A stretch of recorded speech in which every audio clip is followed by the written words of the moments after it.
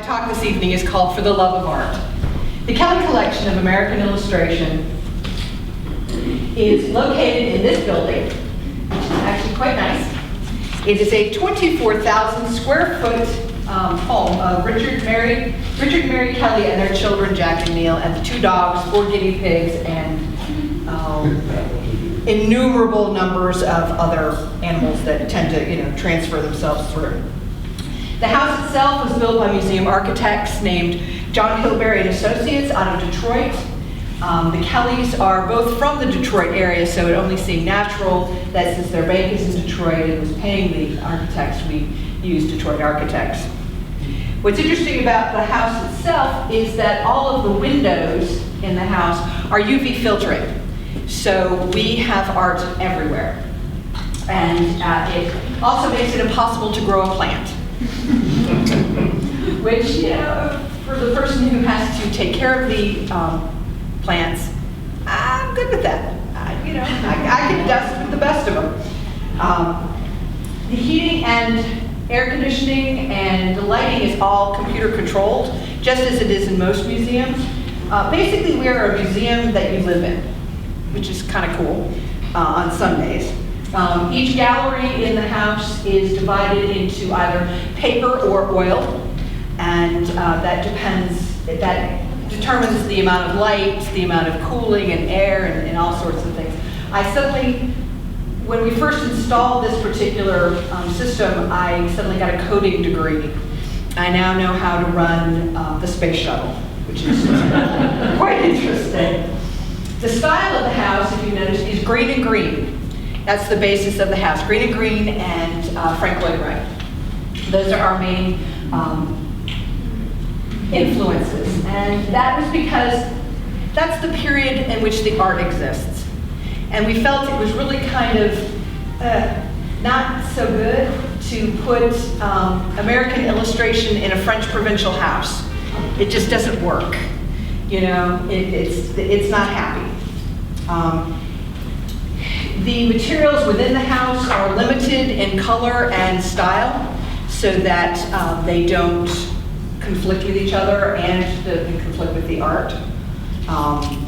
The furniture and rugs and lighting fixtures within the house, and you'll see some of these, are mostly period. We do our best to keep things one period so that nothing clashes. And we have a very advanced security system in our house. It's called Tex and Blue, and they will be more than happy for the small price of turkey jerky to show you where the most interesting paintings are. So it works out well. In the beginning of the Kelly collection, there were 3, maybe 4 different collections going on at the same time. And the first one is underground comics. Artists such as Robert Crumb, Robert Williams, Art Spiegelman, Mouse. For those of you who are into surfing and hot rods, still know who Mouse is. But this particular piece is the album cover for Cheap Thrills by Janis Joplin. We owned that for a while. That's an Art Crumb piece. We've since sold off the majority of that collection in order to fund our need for American illustration. The other collection that we had was science fiction and fantasy. This is a Frank Frazetta, The Adventures of Thongor. You have to say it that way because that's how it's on the front of the paperback cover. You have to say Thongor really deep. But we had Frank Frazetta, James Gurney. If any of you know what Dinotopia is, it's a wonderful fantasy dinosaurs. It's a young adult book. It's great. We had some of his work. Most of that is gone as well. Our last collection was down here. These are Doonesbury's by Gary Schmidt. These are original Doonesbury's. It's one of my favorites. And we also had Kathy, Charles Schultz, Zap Comics, we had Sunday Comics, Strip Comics.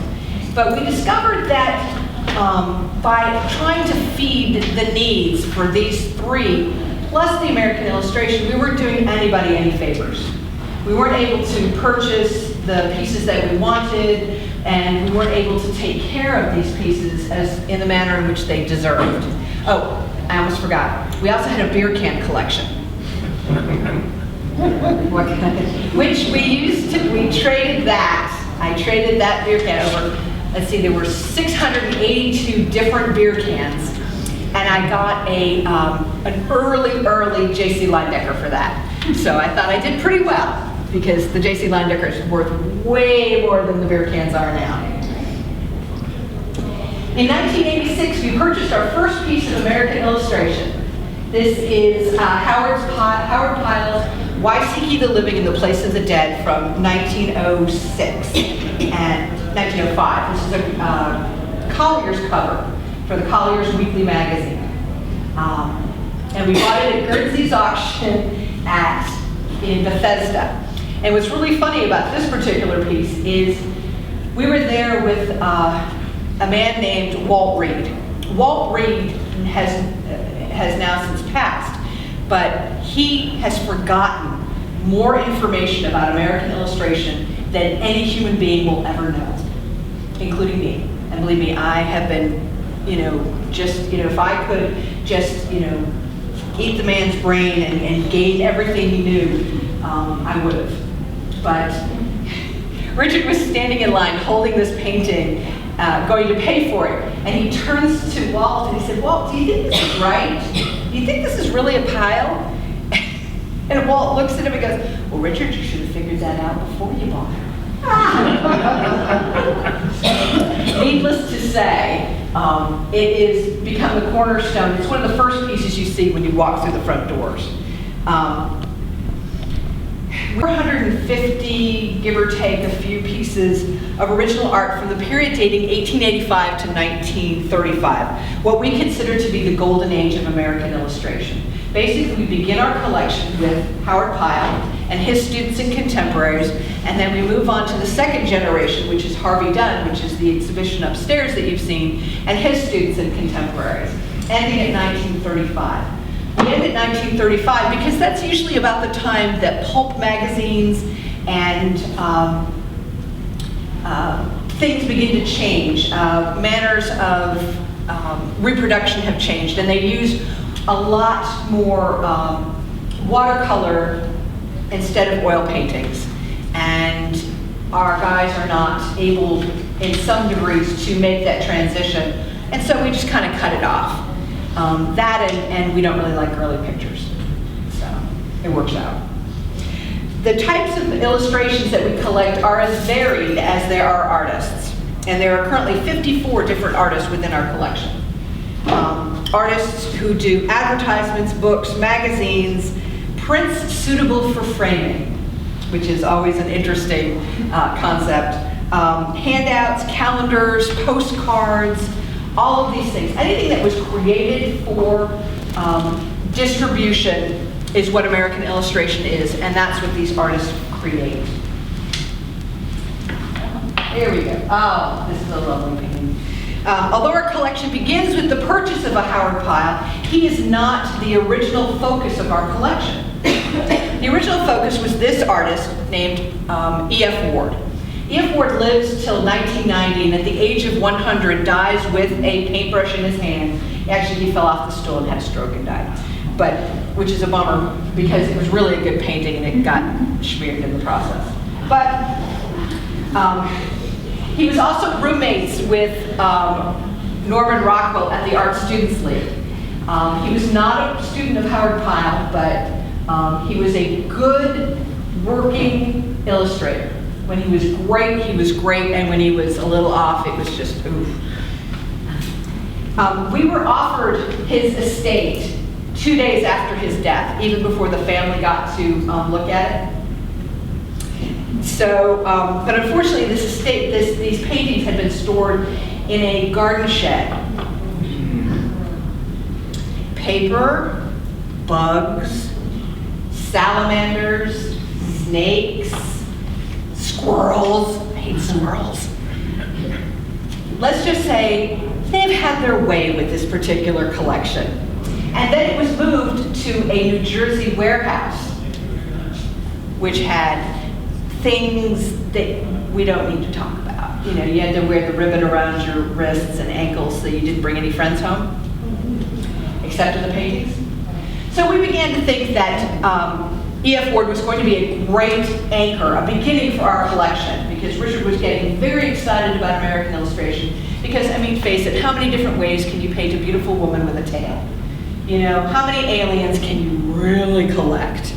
You know, and we had several hundred of those, and we had, luckily, the accession list to buy great stuff like this. So we bought 75 pieces in the first go-around. But by the time we had evicted everyone who was living in those particular paintings and framed them and cleaned them and made them happy and stable, the rest of the collection, based in the Brandywine School, the Howard Pyle line, had overwhelmed, and E.F. Ward becomes a wonderful sidelight. We only have about 50 of his pieces left. The other 25 we've deaccessioned over time.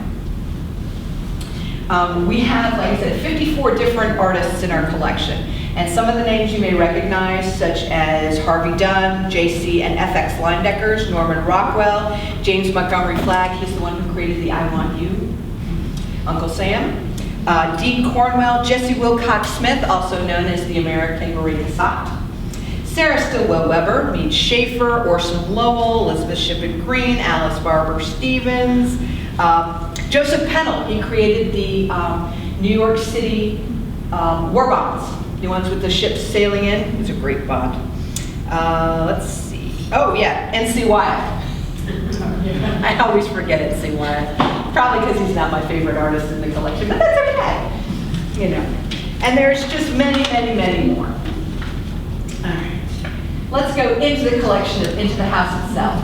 This is one of the galleries in the collection. On the first floor, we found that American illustration looks fabulous, fabulous on red. 90% of it looks fabulous on red. It really does. It makes it pop, and I don't know why, but it just does.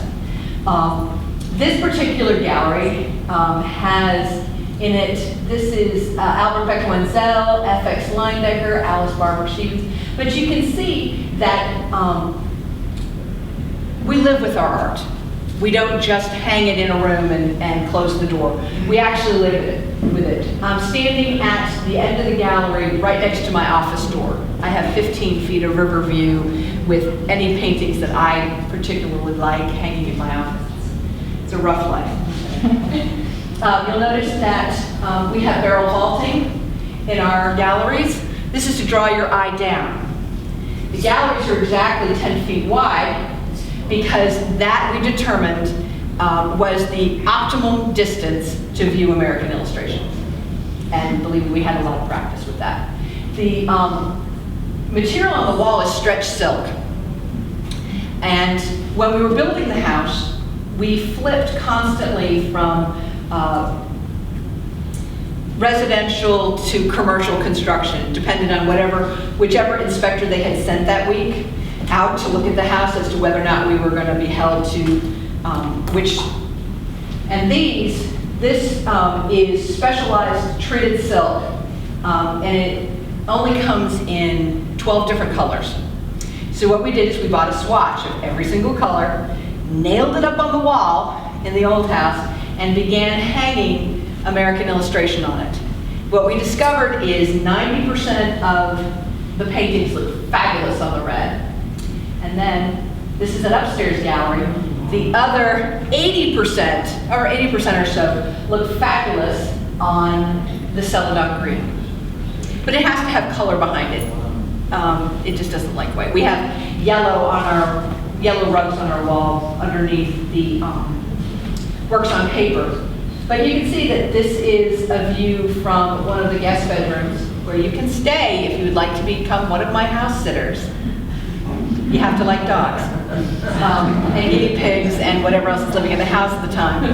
But we welcome house sitters if you'd like to come. Yes, keep your name on the list. That's fine. The Kellys are leaving on a vacation, so you can come.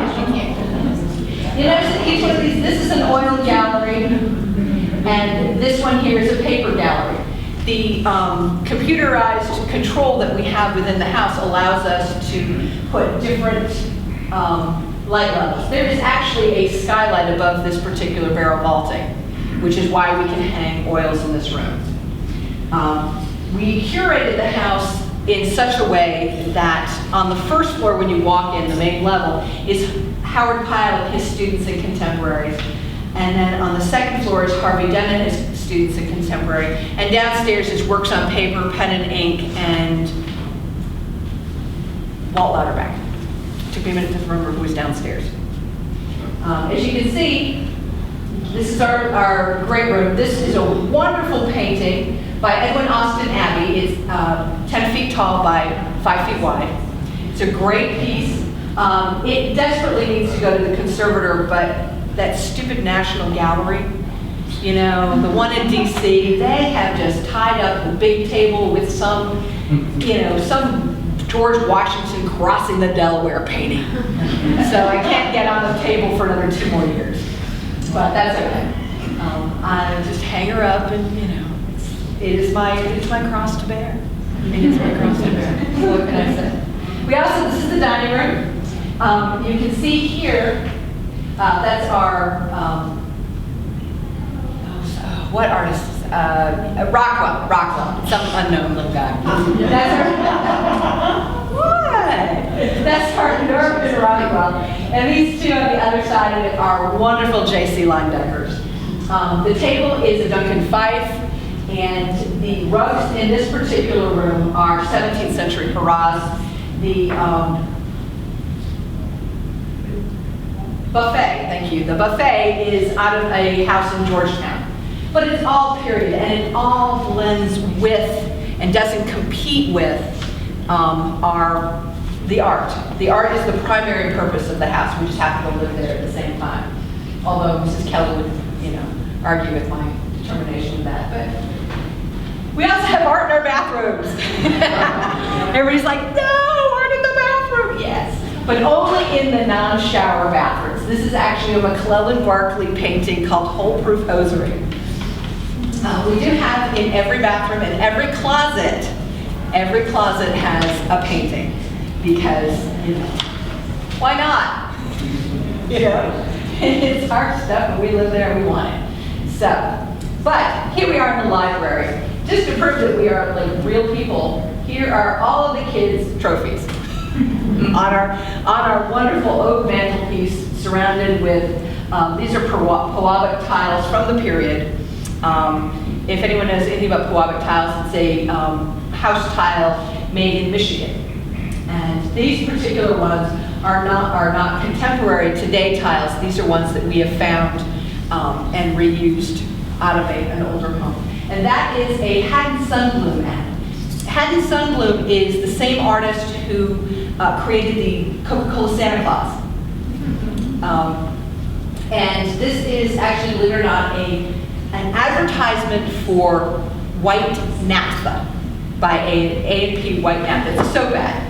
It talks about how the teacher can find Siam.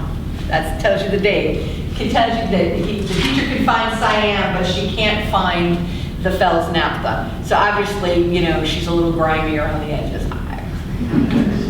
There you go. Not only do we collect American illustration, but we also collect the supporting books. This one here is one wall of our library. We have over 10,000 volumes. I'm also the librarian. It is not Dewey Decimal, and it is not Library of Congress. It is whatever Elizabeth wanted. So, which works for me. It's actually divided alphabetically by the last name of the artist. The first section of each book, each section is the artist's monographs, biographs, and exhibition history. And then after that are the illustrated books that they've done. So it's actually quite easy to find now that I've put the name tags in. Because I'd be spending hours trying to find Smith, you know, and I'd be over here and it'd be, you know, Rochambeau, and it was like, this is not working.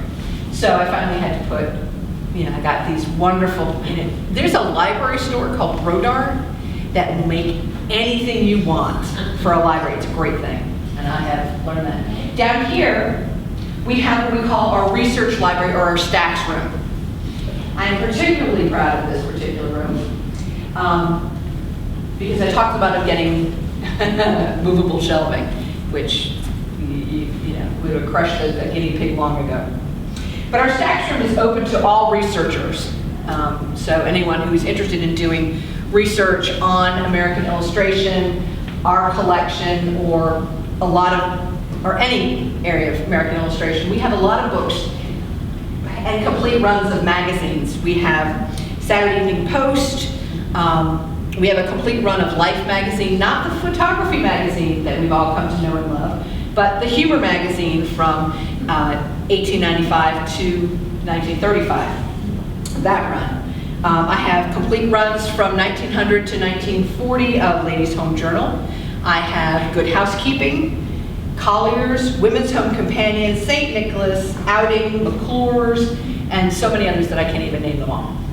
And the reason we have these is A, for research, but B, if somebody calls me up and says, I'd like you to, I've got this Mead Schaefer painting from April of 1926, Ladies' Home Journal, and I could go to our stacks, pull out the 1926 volume of Ladies' Home Journal, flip it open and go, oh, no, thank you, or wow, yes, we will buy that. So I know what it's supposed to look like, and whether it actually looks like that when it finally gets to me is always the question. We've had 2 dissertations, 7 books, and innumerable, over 40 different exhibitions done out of our collection. And this is where all the museum people go, oh, because not only do we run ourselves like a museum, we try and keep to museum standards, other than the fact that I don't wear gloves. Because, well, frankly, I think gloves makes you drop things. But, there are other registrars in the room who will argue with me about that. But we have our flat files here are all lined with acid-free papers, and we keep all of our workshop paper in there. We have our woodens, which are all sealed and actually are lined with a laminate. And then we have what every museum person wants, our rolling screens. And on here we have we rotate our collection very rarely, staff of 1, okay? We only rotate it when I do a big exhibition. Like the one we have upstairs, we have 26 pieces lent to this particular exhibition. So I had to pull a couple pieces out of storage and rehang some of the galleries. But primarily it comes down here to rest, and then, when I'm feeling bored, or Richard says, I'm really tired of looking at that Maxfield Parish, would you please change it? I look at him and go, really? Okay. So I trot downstairs and I pull out, the Elvis on velvet, and I go and hang it up, and he's like, that's not quite what I meant. I'm like, well, I'm not changing the parish. So what's really cool is that we do our own framing in-house. And as you can guess, staff of 1 gets the frames. I've gotten really good with a mat cutter over the years. 21 years of cutting mats, and I still don't like doing it. But I can. And what's really cool is when we designed this space, I had to stand there and they built it to my physical specifications. So I can never get a job anywhere else. That, and they can't hire anybody unless they look exactly like me. So this is called job security. Take note, guys.